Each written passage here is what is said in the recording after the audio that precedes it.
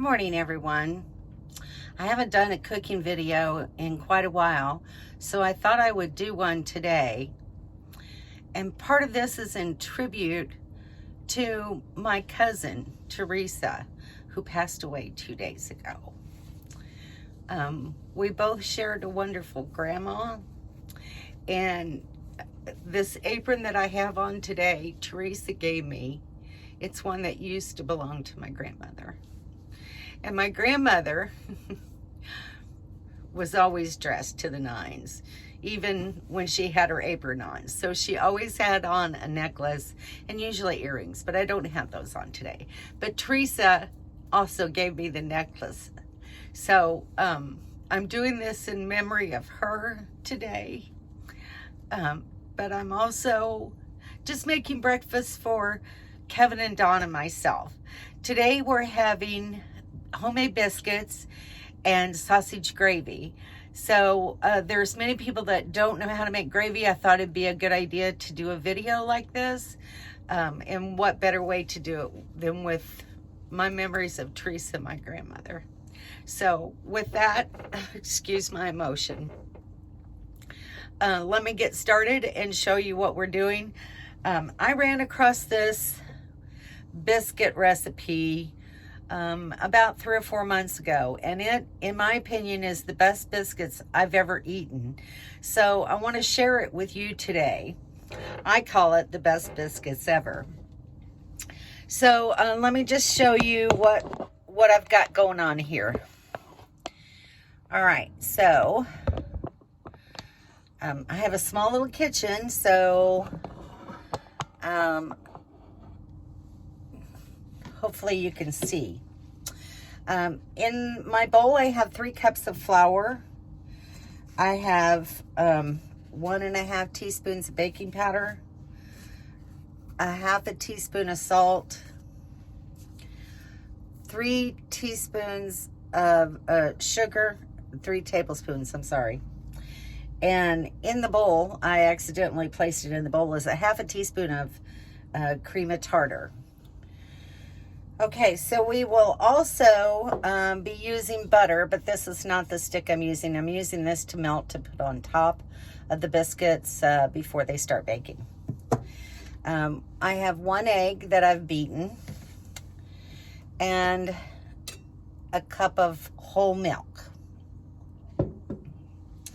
The real secret to this recipe is having your butter really cold, and then the recipe even suggests cutting it up into pieces and putting it in the freezer for a little while. So when you blend this, you don't want to really just totally blend the butter into the flour. You want it more of a pea size in the flour, and then you incorporate your other ingredients. So let's get started. So the first thing I'm going to be doing is just adding all my dry ingredients, and then I'll stir those up before I add the butter.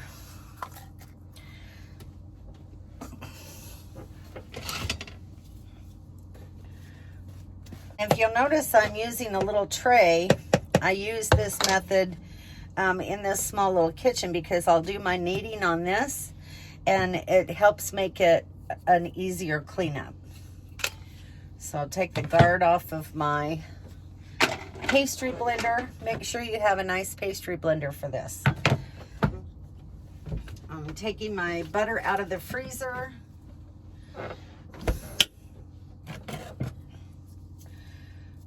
I'm just going to use a serrated blade to cut the butter a little easier. So it calls for 3/4 cup of butter.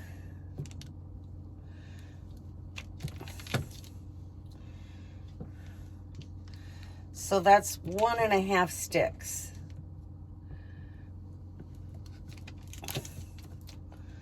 All right, let me get my other stick of butter out.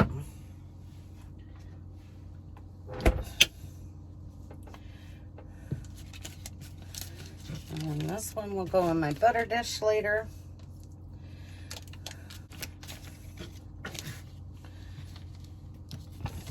Now we'll just start incorporating the butter into the flour. This takes a little while, so I'll show you when I'm all done with it. Okay, I've got all the butter incorporated, and you can see it looks a little lumpy. That's just the butter. Now we're going to add the egg and the milk. I'm also at this time melting the butter for the top of the biscuits before they go in the oven. That way I can turn my oven on and let it preheat. So then just mix. This dough will be sticky.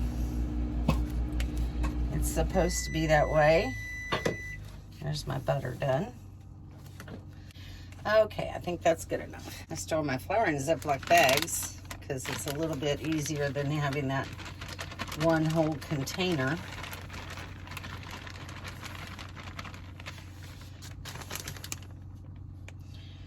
Let's see if that won't be enough. You can always add more. You don't want to add too much flour because it just makes your dough tough and your biscuits are not as good. So now we're just going to put this out here and knead this about 10 to 15 times, the recipe says. So you're not really wanting to make this real dry, you just want to make it manageable.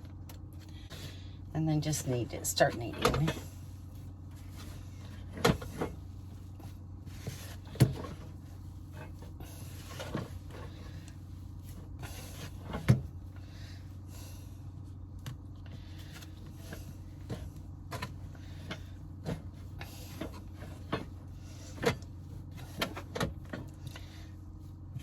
Now the recipe says to roll it out and cut your biscuits, but I have found that it's much easier just to make little balls and shape them. I have my pan. I generously sprayed some cooking spray on there, and my oven is preheating. These are supposed to bake at 450 for 10 to 15 minutes. My oven only goes up to 400, so it's going to take them slightly longer. So I just put the dough in my hand and shape it. I just think it's easier.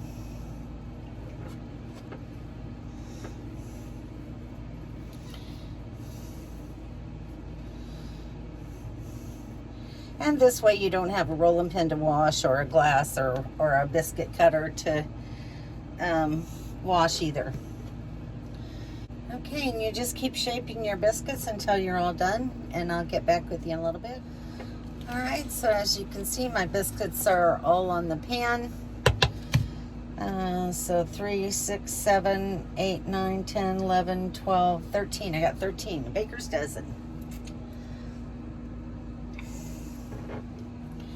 So I'm just gonna brush the top of them with a little butter to help them brown, because in a convection oven they don't really brown the way they do in a traditional oven.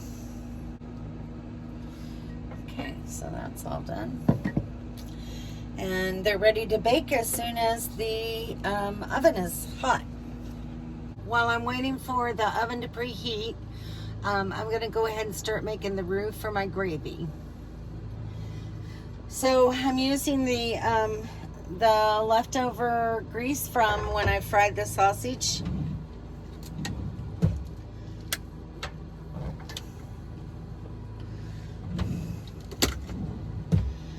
So the secret to making a good roux is, let me just bend down a little bit. Is to make it thick enough, but not too thick, and definitely not too thin. So you have to have the right ratio. And again, I don't really measure, so all I can do is show you how I fix it. So you just want to let your grease warm up.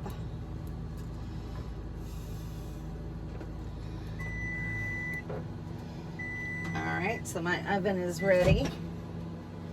We'll put the biscuits in.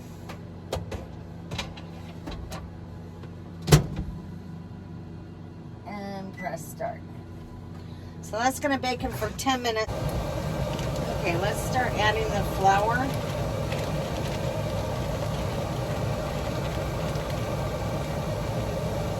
And initially I just sprinkle it in over my oil or meat drippings, whatever I'm using.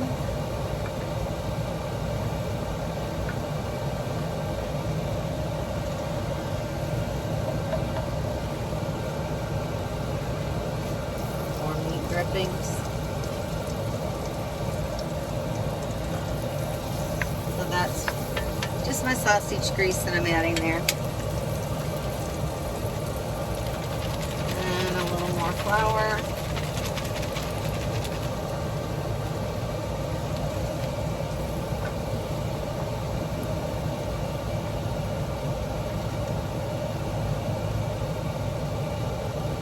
Add a touch more flour.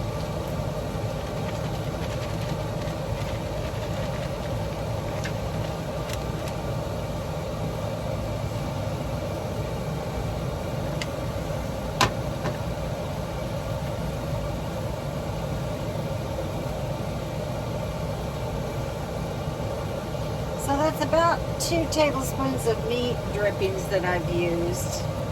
I can guesstimate for you.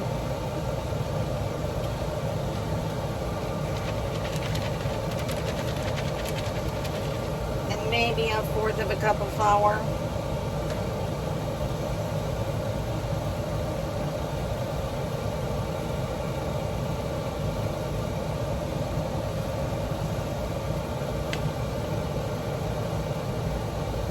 The thicker you make it, the more gravy you're going to end up with.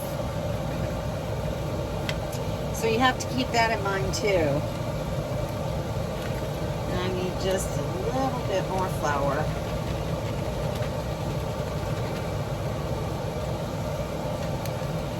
I like to add it slowly so that I don't get too much. And so this is about the right consistency.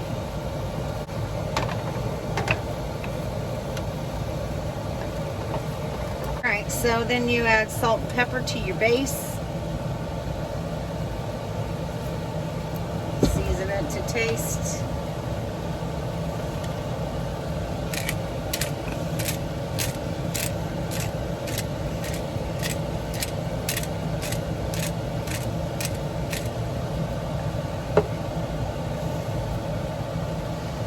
I have about a half a can of evaporated milk left over, so I'm going to start with that.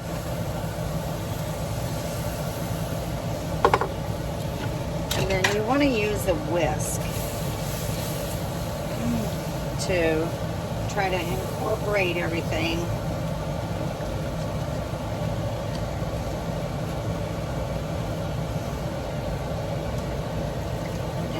Because it's evaporated milk, I add water. And then from there, I'll use milk.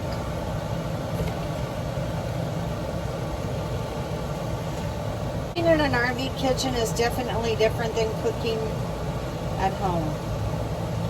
You know, you have to learn to make adjustments just based on what you're doing. Just like every time I cook, especially bacon or sausage or frying anything like that, I always have to turn on that fan. And I'm not always good about remembering to do that because I never did that in a real sticks and bricks. So,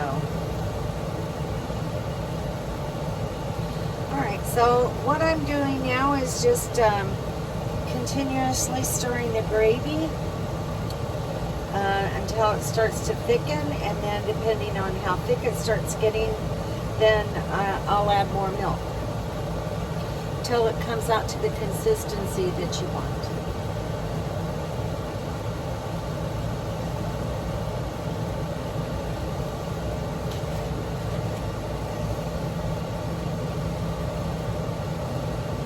The another thing about my small little RV kitchen is that it's very small. And so I have limited spaces to where I can put things.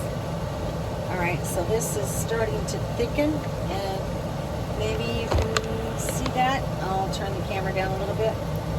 So I'm just gonna add a little bit more milk.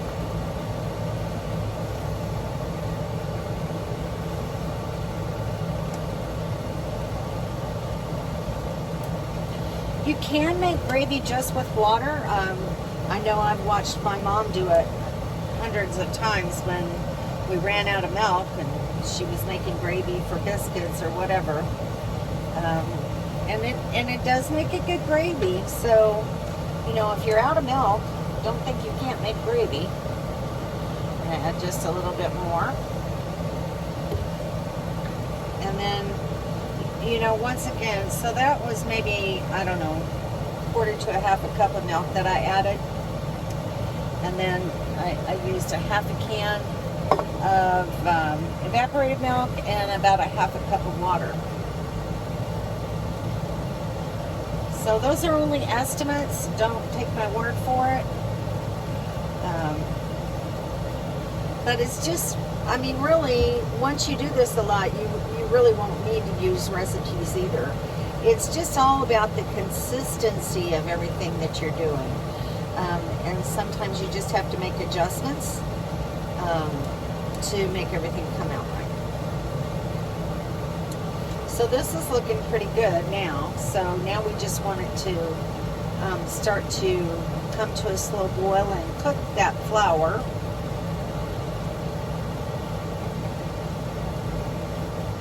And then I already have my sausages already cooked, so I'll add that last. And then we'll be ready for sausage gravy and biscuits. All right.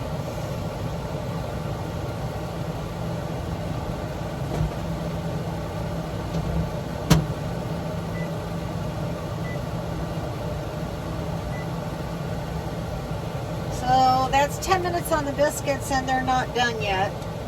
So I just turned the oven back on. The gravy's thickening nicely. I'm probably going to add just a little bit more milk because as gravy cools, it gets a lot thicker.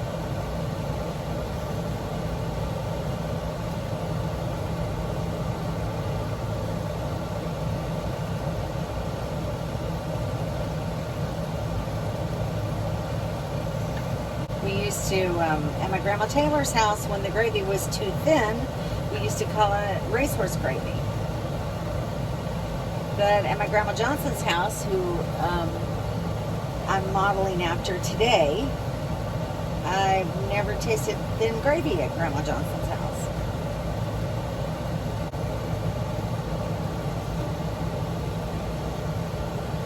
Well, the biscuits are starting to puff up very nice now. They're not brown yet, but they're baking good.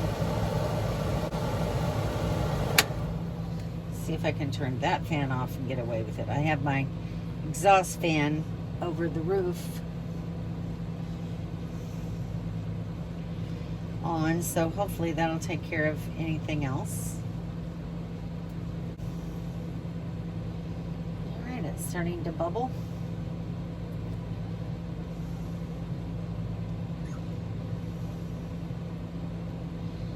It's looking pretty good.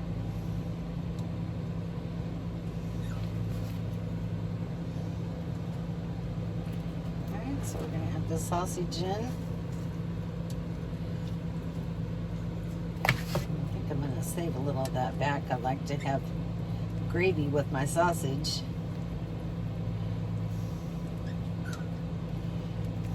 So not quite a whole pound of sausage. And that is done. All right, so I'm gonna slide that off. Put a lid on it.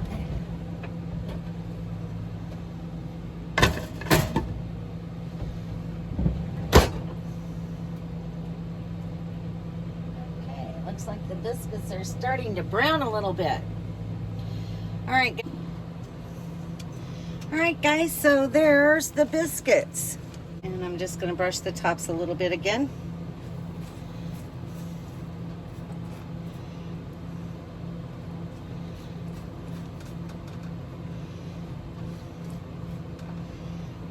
And they are ready to eat.